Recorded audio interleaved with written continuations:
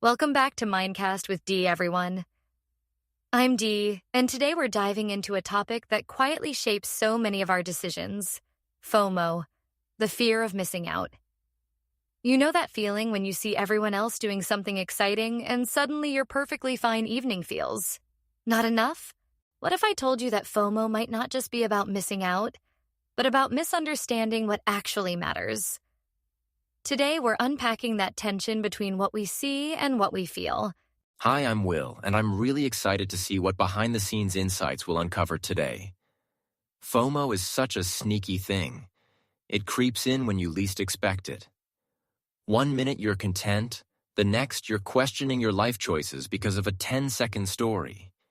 I think what makes it powerful is how invisible it feels until it's already influencing you. And I'm curious how much of it is real versus constructed. Exactly. And that's what makes it so fascinating. We're constantly exposed to curated highlights, not full realities. FOMO makes us feel like we're falling behind in some imaginary race. But the real question is, who set the race in the first place? And why are we so quick to join it? Yeah, and it matters because it impacts our mental well-being more than we admit. It can lead to anxiety, comparison, and even burnout. People end up overcommitting, saying yes to things they don't even enjoy. It's like we're afraid that saying no equals losing something important. But often we're losing ourselves instead. That reminds me of something that happened recently. I stayed home one weekend to just rest. No plans at all. Then I opened social media and saw friends at a party, a concert, a dinner, and suddenly my peaceful night felt like a mistake. Even though I chose it. It's wild how quickly your brain rewrites your own satisfaction. I've had that exact experience. I once double-booked myself just because I didn't want to miss either event.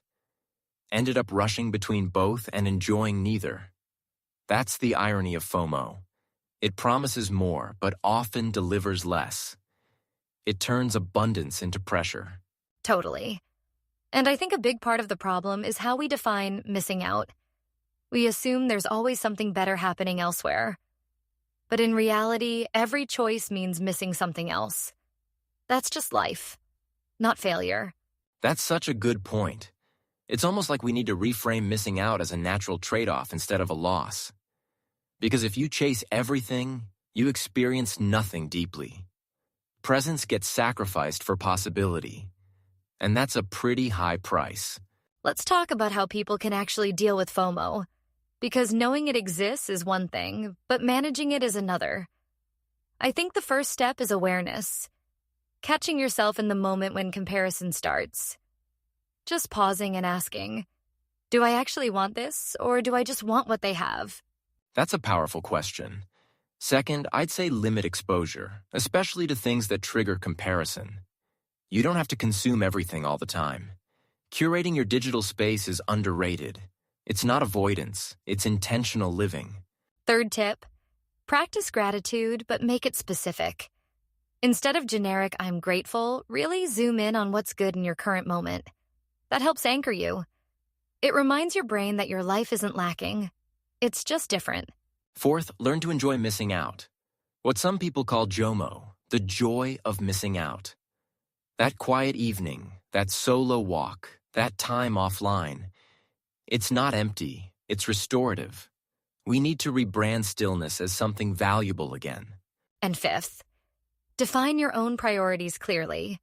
When you know what matters to you, it's easier to say no without feeling like you're losing something.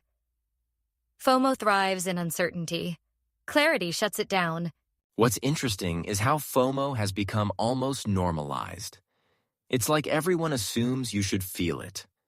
If you're not busy, not attending, not posting, are you even living?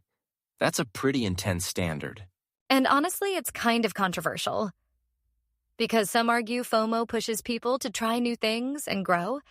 There's a positive spin to it. But I think the line is thin between motivation and pressure. Yeah, there's a difference between curiosity and comparison.